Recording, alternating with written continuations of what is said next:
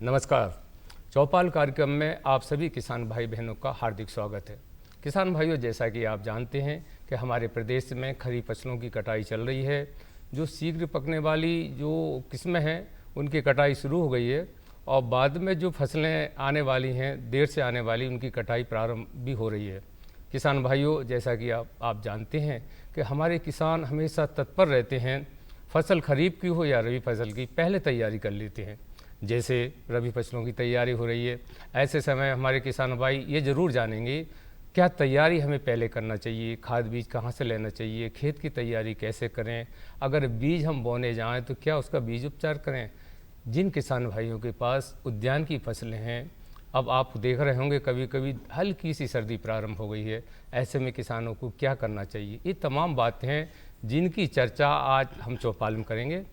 तो हमारे बीच में बड़े ही विद्वान वैज्ञानिक लोग हैं। सबसे पहले मैं उनका परिचय करा दूं। शुरुआत में है डॉक्टर संदीप कुमार सिंह जी।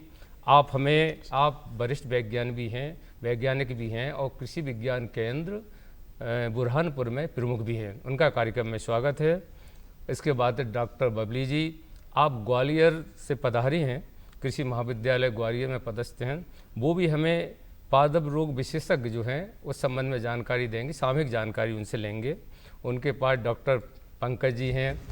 आप जो है कृषि महाविद्यालय जो उद्यान की संबंधित है मंदसौर, वहाँ पदस्थ हैं। आप भी हमें बागवानी से संबंधित सामयिक जानकारी देंगे। आप सबका कार्यक्रम में स्वागत है।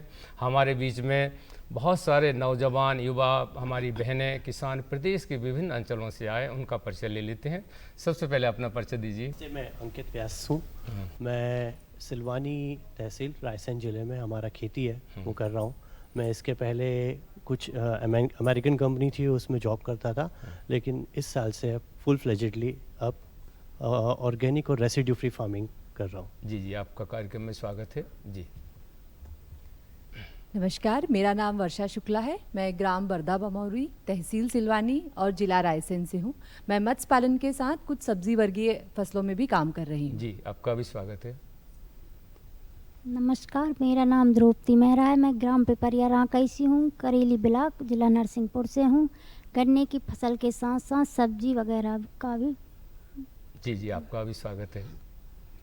मेरा नाम ममता ठाकुर है और मैं ग्राम रायसेन जूना से आई हूँ, जिला नरसिंहपुर, और खेती किसानी का काम करती हूँ। जी, आपका भी स्वागत है। जी नमस्कार, मेरा नाम जगदीश मेहरा है। मैं शक्ति पूजा महिला किसान प्रोड्यूसर कंपनी से हूँ और किसान भी हूँ। जी, स्वागत है आप। सभी को नमस्कार, मेरा नाम मंजू सरांटे है। मैं ग्राम अमहेटा, पोस्ट जोबा, जिला नरसिंहपुर से आई हुई हूँ।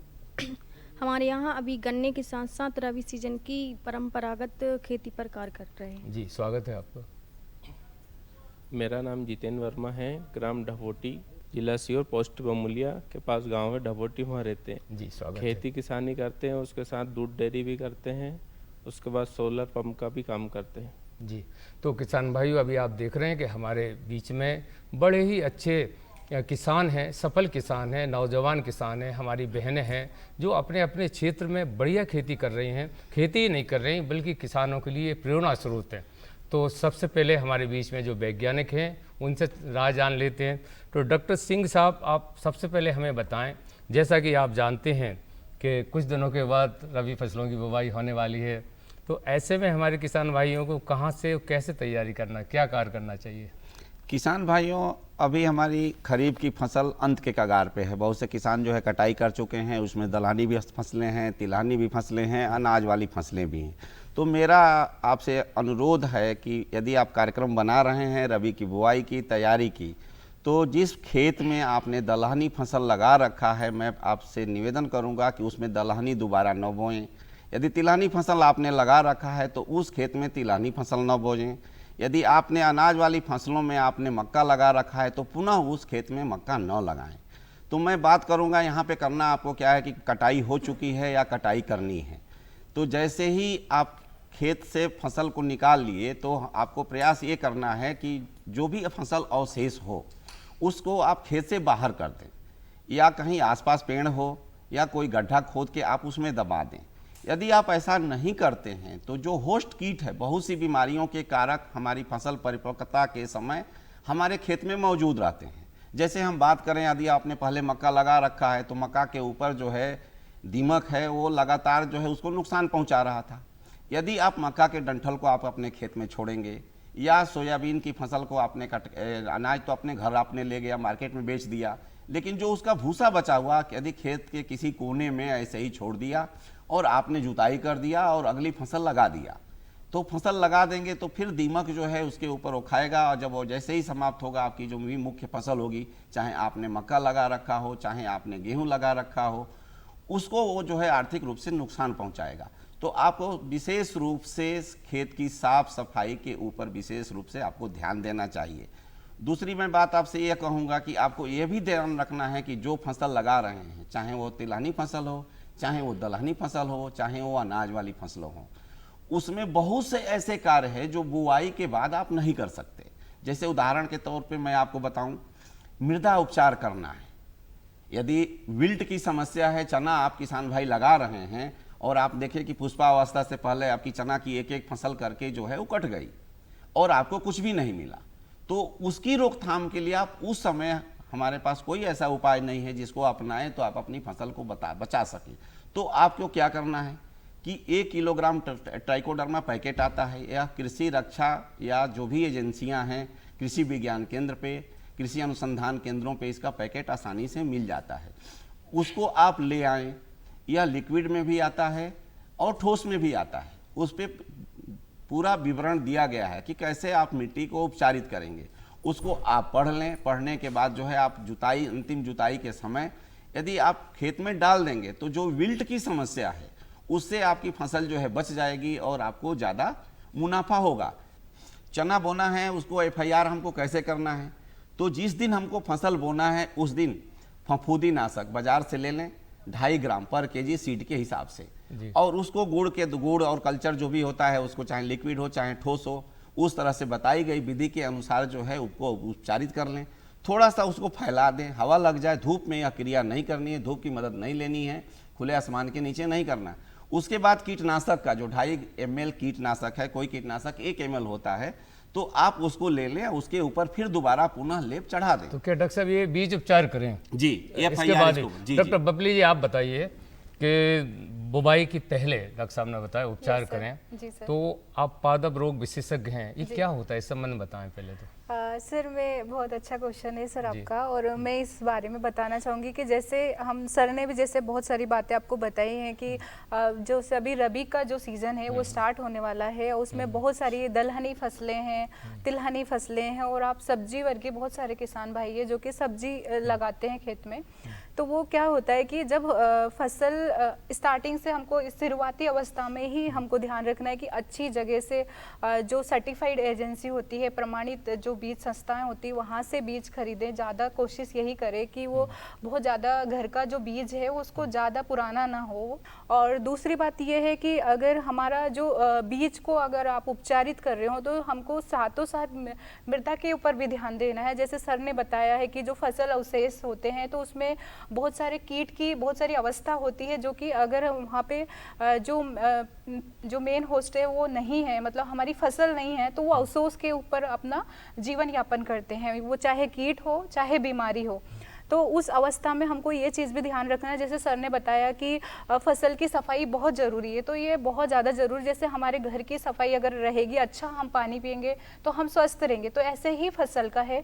अगर हमने जो हमारा खेत है वो अच्छा, मतलब जो अवशेष फ्री है, मतलब जो पुरानी फसल है उनके अवशेष नहीं है, तो उससे भी हम काफ़ी हद तक फसल को बचा सकते हैं। ये कह सकते हैं कि साफ सफाई वहाँ भी जरूरी है, बहुत ज़रूरी है। किसान भाइयों, जिस तरह स्वच्छता हमारे लिए आवश्यक है उसी प्रकार खेत में भी स्वच्छता बहुत ज़रूरी है।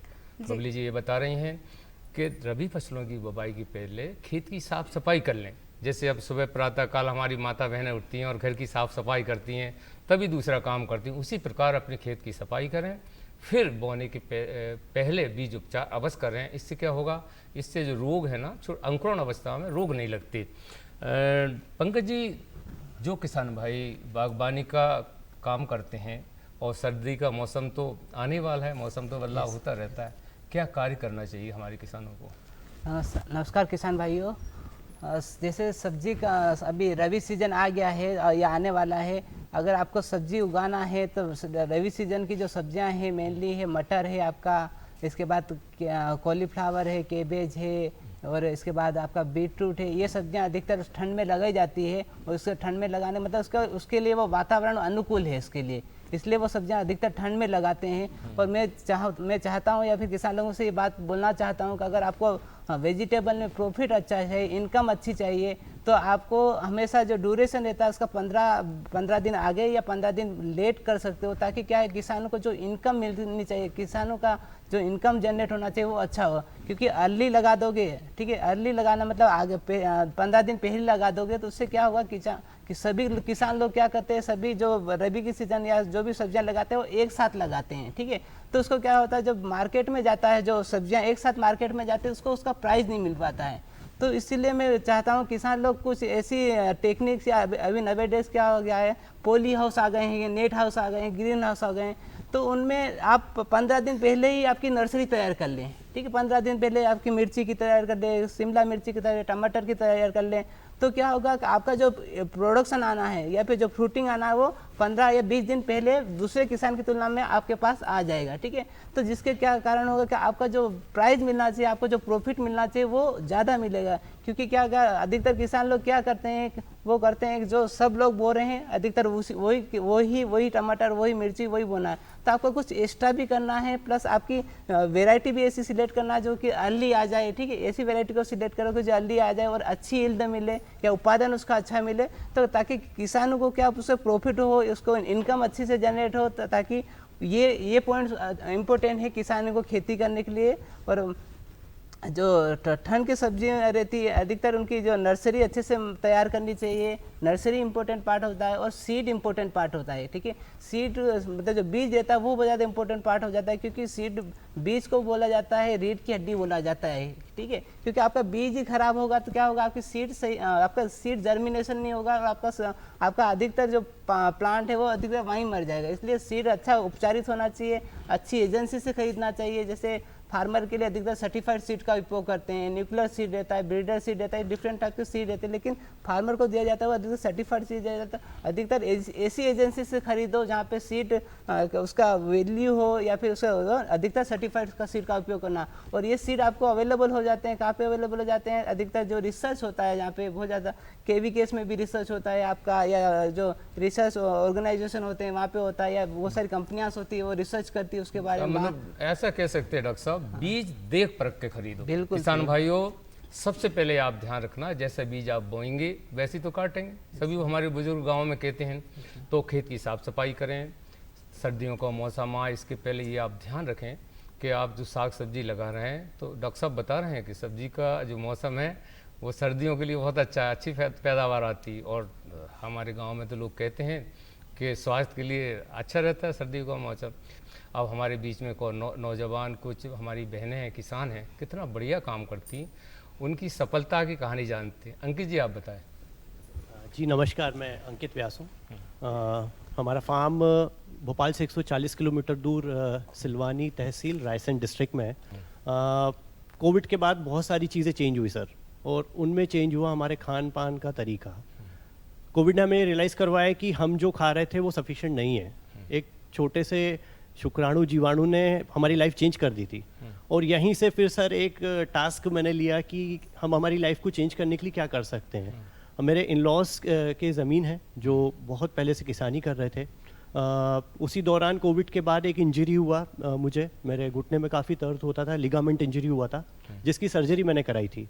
रिहैब के लिए डॉक्टर ने मुझे बोला कि आपको काफ़ी चलना चाहिए, लेकिन मुझे बहुत तकलीफ हो रहा था। सो आई डिसाइडेड कि शायद घर पर तो रहकर नहीं कर पाऊंगा, सो आई डिसाइडेड कि मैं कुछ दिन के लिए अपने फार्म पे शिफ्ट होऊंगा। मेरी वाइफ ऑलरेडी फिशरीज कर रही थी वहाँ पे। मैंने वहाँ पे अपना रिहैब चालू किया, और धीरे धीरे धीरे मुझे एक पैशन जागा कि जो मैं सोच रहा था इतने सालों से, शायद वो करने का मौका मुझे मिलेगा। और मैंने वहीं से अपने एग्रीकल्चर सफ़र की शुरुआत करी, किसानी की। और पहले तरबूज की खेती करी। बताते हुए हर्ष हो रहा है कि पहले बार जब हमने किया था बहुत छोटे प्लॉट एरिया में किया था, 1000 स्क्वायर फीट में, करीब 80 किलो तरबूज निकला था। उसके बाद 1 एकड़ प्लॉट एरिया में थोड़ा प्लानिंग प्रॉपर, जैसे ड्रिप इरिगेशन हुआ, मौसम की जानकारी हम लोग आज ऐप से ले सकते हैं। किसानी बहुत बदल गई सर। जो टीवी पे शायद कितनी बार दिखाया जाता है एक लाचार दुखियारा किसान, शायद मुझे लगता है अब देश में ये चीज़ बहुत जल्दी अब बदल जानी चाहिए कि किसान अब बहुत कुछ कर सकता है, क्योंकि उसके पास टेक्नोलॉजी भी आ गई है। किसान अब लाचार नहीं रहा, ऐसे नौजवान किसानों ने खेती को ऊपर पहुंचा दिया, पूरे विश्व में हमारे देश का नाम हो रहा। अभी वर्तमान में आप क्या अपने फॉर्म में कर रहे हैं वो बताएं। सर अदरक हमारा दूसरा साल है। पिछले साल हमने अदरक किया था, जितना बीज लगाया था उसका 10 गुना हम कर पाए थे पिछले साल। इस बार उसको और ज़्यादा एक बड़े रकबे में हमने किया है। अदरक की प्रोसेसिंग करना चाहता हूँ सर। वो एरिया ऐसा है कि अगर वहाँ पे प्रोसेसिंग प्लांट आता है, और अदरक ऐसी चीज़ है जो अब हर घर का पार्ट है।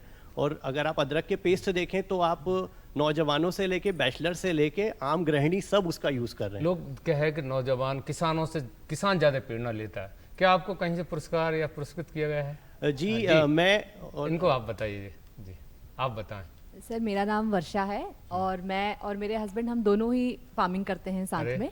हाँ। और मैंने शुरुआत कैसे की, कोविड के टाइम पे जब हमने देखा, मैं उससे पहले मेरा स्कूल था और मेरे हस्बैंड हेल्थ केयर प्रोफेशनल थे, तो सारी सर्विसेज बंद हो गई थी। सिर्फ हमने देखा कि लोग सिर्फ खाना खा रहे हैं घर पे बैठ के।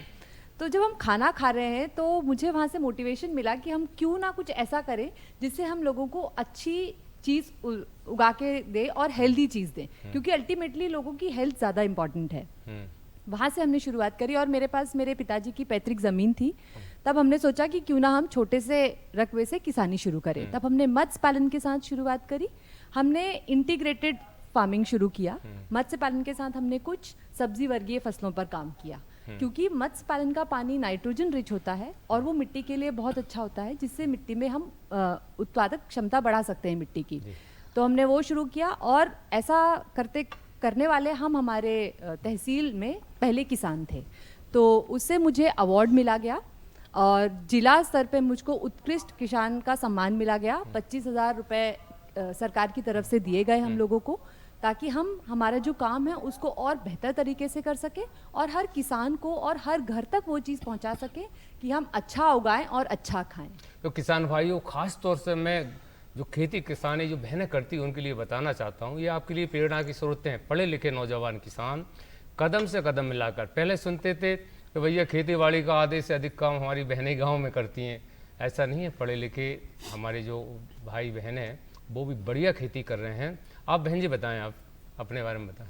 नमस्ते, मेरा नाम द्रौपदी मेहरा है।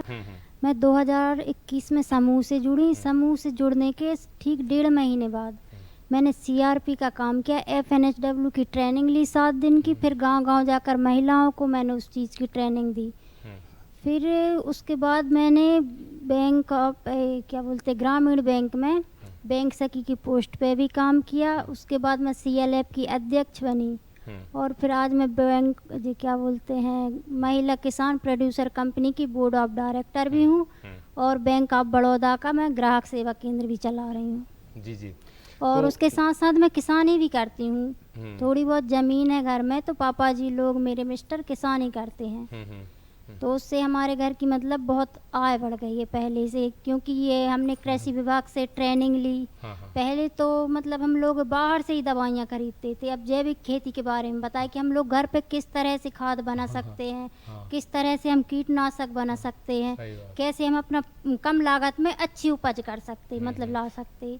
तो उससे मतलब थोड़ी सी हम 25% और भी बचा पा रहा है उससे। देखिए अब किसान भाई, आप सब लोग सुन रहे हैं, आप लोग भी सुन रहे हैं, हमारी बहनें गांव से आकर। मेरा नाम ममता ठाकुर है। मैं ग्राम रायसेन जूना से हूँ, नरसिंहपुर जिले की। मैं छोटे से गांव में रह रही हूँ, वहाँ सड़क भी नहीं है, पर मैं काम करने के लिए गांव-गांव दूर-दूर घर बने हमारे इधर।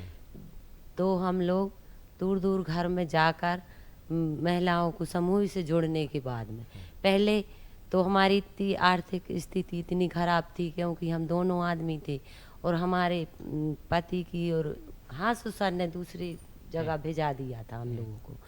तो छोटे छोटे बच्चे थे, तो पहले तो हम केवला बनाते थे दोनों आदमी, कुल्हाड़ी से काट कर लकड़ी और केवला बनाकर 30 रुपया का बोरा जाता था। उसके बाद में चावल आते थे जब हम शाम को घर पे खाना खाते थे। तो पहले समूह के बारे में एक साहब आए तो बोले दीदी जुड़ जाओ। हमने कही हमारे घर में तो खाना नहीं है तो हम कैसे जुड़ जाएंगे, कैसे चुकाएंगे। पर बोले वे दीदी तुम्हें ज़्यादा कुछ नहीं, 20 रुपया देना है, हफ्ते में 20 रुपया देगे तो जुड़ जाओ। तो ये बोले आपने समूह बनाया, समूह का बता रहे हैं। समूह का बता जी, रहे जी। हैं। तो समूह पे 20-20 रुपया जोड़े तो बचत जमा की, उसके बाद में 10,000 निकले हम लोगों। अच्छा ममता जी, ये जी। बताइए आप अपने यहाँ खेती कौन सी, खेती के बारे में बताएं। खेती हम राहर, उड़दा और चना, मसूर, बटरी, पिसी बोते हैं। अच्छा अच्छा जी। अच्छा अच्छा, बहुत बढ़िया, बहुत सारी फसलें ले रही हैं। जी। मेहरा जी आप बताएं, आप उनको भाई साहब को दें। तो आपने नमस्कार देखा, जी जी बोलें अपने बारे में। मेरा नाम जगदीश मेहरा है। मैं गांव नरसिंहपुर के एक छोटा सा गांव है बेलखेड़ा का रहने वाला हूँ। करेली में शक्ति पूजा महिला किसान प्रोड्यूसर कंपनी जो 1637 दीदियों की संस्था यानी ये है। क्या उद्देश्य है आपके समूह हमारी का? संस्था का उद्देश्य है कि हम हट के कुछ अच्छा दीदियों के साथ करें, जिससे कि उनकी जो खुद लगा रहे उससे ही उनकी आय में कुछ वृद्धि हो। जैसे हमने शुरुआत की थी पिछले 1.5 साल से। मुख्य उद्देश्य है कि हमारी गांव में रहने वाली माताएं बहनों की जो घर आर्थिक में बैठ स्थिति के ही मजबूत काम हो। करें। खेती के बारे में बताएं अपने, आप अपने घर पे क्या क्या खेती करते हैं? हमारे कौन इधर सा? सर हम तुअर लगाते हैं। अभी इस बार तो तुअर नहीं लगाई मैंने, मेरे इधर मक्का लगा है और अधिकतर तुअर की खेती पे ही ज़्यादा काम है। जी, तुअर हमारे इधर तुअर भी है, चना, टोटल फसलें हैं जो नरसिंहपुर की ज़मीन में सारी फसलें होती हैं। हम किसान भाइयों को ये बताना चाहेंगे कि हमारे प्रदेश के जो नरसिंहपुर, पिपरिया, ये जो क्षेत्र है, इस तरफ अरहर की खेती अच्छी होती है, बढ़िया खेती होती है। वहाँ से वहाँ की दालें तो पूरे प्रदेश में बल्कि देश में मशहूर हैं। आप बताइए हंजा अपने बारे में। जी सभी को नमस्ते। मेरा नाम मंजू सरांटे है और मैं ग्राम अमेठा से हूँ। मेरे को नहीं पता था कि ये बीज होते हैं, तो मैं ये सोचती थी कि ये बीज इतने महंगे क्यों मिलते हैं। जब किसान बेचने के लिए मंडी में जाता है तो उतना दाम नहीं मिलता, लेकिन जब खरीद के लाता है तो इतने महंगे क्यों आते हैं। तो पढ़ाई के बाद मेरे इसके लिए उत्साह, मैंने कहा कहाँ से जाके पता करूं। फिर मैं 2021 में मेरा कॉलेज ख़त्म हुआ तो मैं शक्ति पूजा महिला किसान प्रोड्यूसर कंपनी से जुड़ी। उसके बाद वहाँ जाके मैंने जाना वैरायटी के बारे में कि चना की कितनी होती हैं, गेहूं की कितनी होती हैं। तो मेरे यहाँ भी खेती है, तो मैं भी किसानों को देखती थी कि जो बीज लाते हैं वो तो इतनी उपज कैसे निकाल लेते हैं। तो वहाँ जाके मैंने देखा कि अच्छी वैरायटी के जो बीज हैं, तो मैंने भी घर में बोला कि आप भी ये लेके जाओ और अपने खेत में लगाओ। तो पहली साल तो हमको जो ब्रीडर ले गए हम, तो उसका उत्पादन तो नहीं मिला। फिर हमने सोचा कि शायद खेत की मिट्टी में कुछ दिक्कत होगी। तो जो कृषि वैज्ञानिक केंद्र हैं, तो हम लोगों ने सर से बोला कि उतनी झड़ क्यों नहीं आ रही है। तो सर ने बोला कि जो मिट्टी रहती है तो 3-4 जगह की मिट्टी लेके आओ, अपन उसका परीक्षण कराएंगे, उसके बाद में अपन पता करेंगे। तो उसका परीक्षण कराया। फिर उसके बाद जो डॉक्टर साहब रहते हैं उनने जो दवाई बताई, तो उसके बाद हमारे यहाँ जो खेती की हमने, तो उसमें अच्छी उपज मिली हमको। मैं ये कह सकते हैं कि पहले किसानों को मिट्टी परीक्षण कराना चाहिए। इससे ये दो बातें पता चलती हैं कि कौन कौन से पोषक तत्वों की आपकी खेत में ज़रूरत है। दूसरी बात, उस मिट्टी में कौन सी फसल अच्छी पैदावार दे सकती है। हमारे गांव की बहनें समूह बनाकर इस काम में आगे बढ़ रही हैं, ऐसा किया। आप बताइए भाई साहब। जी सर, मेरा नाम जितेंद्र वर्मा है, ग्राम ढवोटी, जिला सीहोर, तहसील सीहोर में। जैसे कि अभी बबली मैडम डॉक्टर ने बताया था कि पहले खेत की बढ़िया साफ सफाई करो, बीज उपचार करो, अच्छी बीज डालो, अच्छी फसल होगी, किसानों को मुनाफा होगा। दूसरा ये कहना कि जैसा अभी गेहूं चने का सीजन आ रहा है, अभी फिर किसानों को अधिक से अधिक ज़्यादा पंप लाइट की आवश्यकता पड़ेगी। तो किसानों से निवेदन है सभी से कि लाइट इस्तेमाल करे, वो तो करे, उसके साइड में भी आप सोलर पंप लगवाएं और उससे भी अपनी फसल में अपने बारे में अच्छे बताएं, क्या आप पानी। सोलर पंप का उपयोग करते हैं? जी, हम सोलर पंप का उपयोग कैसे बताएं आप, कैसे आपने लगवाया? सोलर पंप का सर उसमें सब्सिडी से भी आता है। जैसे किसानों के पास 50 फीट पे पानी है तो 3 HP का पंप भी सही रहता है। किसी का 100 फीट पे है, 150 फीट पे है, तो उसी के लिए 5 HP का पंप भी सोलर पंप लगता है, जिसपे अपनी गवर्नमेंट सब्सिडी भी देती है और किसानों को उससे बहुत फायदा होता है। दिन भर आपका पंप भी चलता है, आपकी फसल में पानी भी जाता है और शाम को सुकून से किसान घर सो भी जाता है। जरा ये पंकज जी से पूछ लें, ये पौधा क्या है, इसके बारे में बताएं थोड़ा। सर ये भिंडी का पौधा है। हाँ ठीक है, ये न्यू वेराइटीज रिलीज की है सर, आप बता इसके सकते बारे हैं? में काशी लाली काशी लालिमा है, ठीक है सर। ये इसका कलर ड्यू टू उसके पिगमेंट के कारण होता है, ठीक है। ये तो ये भिंडी कम एज में मतलब 40 से 45 दिन में रेडी हो जाती है, ऐसी ईल्ड अच्छी मिलती है। लेकिन इस अभी नवे डेज इसकी मार्केट वैल्यू नहीं है, क्योंकि इसके बारे में अवेयरनेस नहीं है लोगों को कि इसमें क्या न्यूट्रिएंट पाया जाता है, ठीक है, कितनी मात्रा में पाया जाता है। इसलिए लोग क्या करते हैं, लोग वो सब्जियां खरीदना पसंद करते हैं जिनको दिखने में अच्छी लगे, ठीक है। क्या करते हैं, लोगों को अट्रैक्शन करने के लिए क्या करते हैं, उसको एकदम शाइनिंग कर देते हैं एकदम। उसमें बहुत सारे वो नवे डेज वो आ जाते हैं, क्या बोलते हैं, जैसे एप्पल में शाइनिंग के लिए वो यूज़ करते हैं, ठीक है। इस तरह से बहुत सारी वेजिटेबलों को एकदम अच्छा दिखाने के लिए क्या करते हैं, वो शाइनिंग करते हैं। लेकिन उसमें बहुत ज़्यादा पेस्टिसाइड और इंसेक्टिसाइड की मात्रा पाई जाती है, ठीक है। लेकिन लोगों को मैं ये बोलूँगा कि ऐसी वेजिटेबल खरीदो, भले थोड़ी बहुत खराब दिखे, लेकिन क्या है, एक दो कीड़े हो गए तो चलेगा, लेकिन है कि आपकी हेल्थ को इफेक्ट नहीं डाले। सवाल ये है कि मैडम, जैसे आप फसल अवशेषों की बात करती हैं, तो हमारे यहाँ धान बहुत ज़्यादा मात्रा में होती है, पराली बचती है, तो बहुत सारे किसान उसको जला देते हैं। क्या उसका जला देना ठीक है या मिट्टी में मिला देना ठीक है? मैं आपसे ये जानना चाहूँगी। जी, आपका बहुत अच्छा क्वेश्चन है। सबसे पहले तो मैं बात करूंगी कि जो पराली है उसको जलाने से क्या क्या हमारे जो बेनिफिशियल होते हैं, जो माइक्रो ऑर्गेनिज्म प्रेजेंट होते हैं फसल के अंदर, वो ख़त्म हो जाते हैं। तो मैं यही बोलना चाहूँगी कि ऐसी स्थिति ना आए और आप पराली ना जलाएं। अगर ऐसी कोई रेसिड्यूज हैं तो उसको बाहर ज़रूर करें, खेत के बाहर, लेकिन उसको जलाएं नहीं। उससे क्या होगा कि आपका तापमान बहुत ज़्यादा बढ़ जाएगा खेत का। जब तापमान बहुत ज़्यादा बढ़ जाएंगे तो उस कंडीशन में क्या होता है कि जो हमारे लिए लाभदायक कीट हैं उनकी संख्या में बहुत कमी आ जाएगी और एक स्थिति ऐसी आ जाएगी कि वो रहेंगे ही नहीं खेत के अंदर। तो ये सबसे बड़ा नुकसान है। तो किसान भाइयों, अभी आपने देखा कि हमारे बीच में कितने बढ़िया विशेषज्ञ थे, उन्होंने अपनी अपनी राय से किसानों को प्रोत्साहित किया। सिंह साहब, आप हमारे बीच में इतने दूर से आए, महत्वपूर्ण जानकारी दी, बहुत बहुत धन्यवाद आपका। बबली जी, आप ग्वालियर से पधारी और हमारी बहनों को जानकारी दी, किसान बहनों को, सभी किसानों को सामयिक पादप रोग से संबंधित बहुत बहुत धन्यवाद। डॉक्टर पंकज जी, आपने उद्यान की फसलों के बारे में महत्वपूर्ण जानकारी, बहुत बहुत धन्यवाद। आप सभी किसान भाई बहनों का भी बहुत बहुत स्वागत, दूर दूर से आए, बहुत बहुत स्वागत आप लोगों का। किसान भाइयों, अभी आपने देखा कि हमारे किसान भाई जागरूक रहें, सूचना तकनीक का लाभ उठाएं और सामयिक खेती का ध्यान रखें। जैसे रबी फसलों की तैयारी अभी कर लो, बीज ले लो, खाद ले लो, खेत की सफाई कर लो।